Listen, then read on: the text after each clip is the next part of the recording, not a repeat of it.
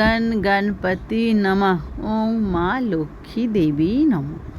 অক্ষয় তৃতীয়ার আগের দিনকে কিন্তু আমি খুব ভালো করে তোমরা দেখতেই পেয়েছিলে যে এ ঠাকুর পরিষ্কার করে নিয়েছিলাম। আর খুব সকাল সকালে কিন্তু আমার পুজো হয়ে গেছিলো, 7টার মধ্যেই ঠাকুরমশাই চলে এসেছিলো। আর তোমরা দেখতেই পেয়েছিলে যে ঠাকুরমশাই এসে গেছেন, অথচ আমি গুছিয়ে উঠতে পারিনি।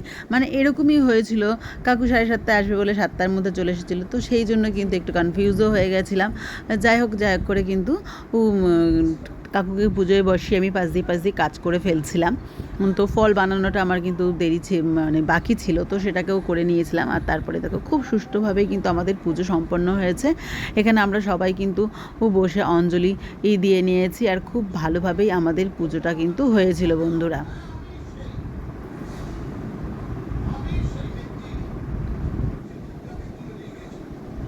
পুজোর পরে যে এই আরতিটা হয় অঞ্জলি দেওয়ার পরে, সেই সময়টা বন্ধুরা যে কী একটা মুহূর্ত বলার মতো না, তাই না? দারুণ লাগে কিন্তু সেই সময়টা।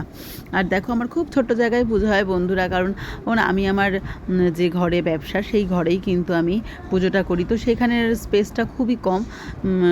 একটা ছোট্ট খাটও আছে সেখানে, তো তার জন্য আর খাটটাকে সরাতে পারি না, সরালে কিন্তু রাখার প্রবলেম আছে, সেই জন্য। তো যাই হোক যেভাবে হোক একটুখানি ম্যানেজ করে আমি এই পুজোটা করেই থাকি। তোমরা জানো আমার সব পুজো কিন্তু ঠাকুর ঘরেই হয়, শুধু এটা যেহেতু আমার ব্যবসার পুজো, তো আমি ব্যবসার ঘরেই ওই জন্য কিন্তু করে থাকি।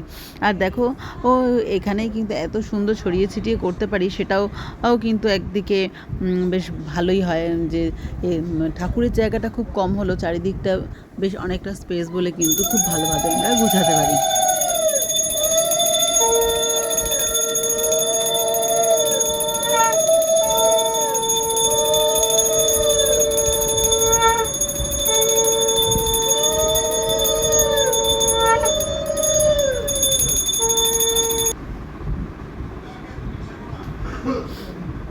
অঞ্জলি শেষে যখন আমাদের আরতি সম্পন্ন হলো, আরতি সম্পন্নের পরেই কিন্তু পুজোর বেশ কিছুটাই শেষ হয়ে যায়। লাস্টে কিন্তু সবাই আমরা নমস্কার করে পুজো সম্পন্ন করি বন্ধুরা।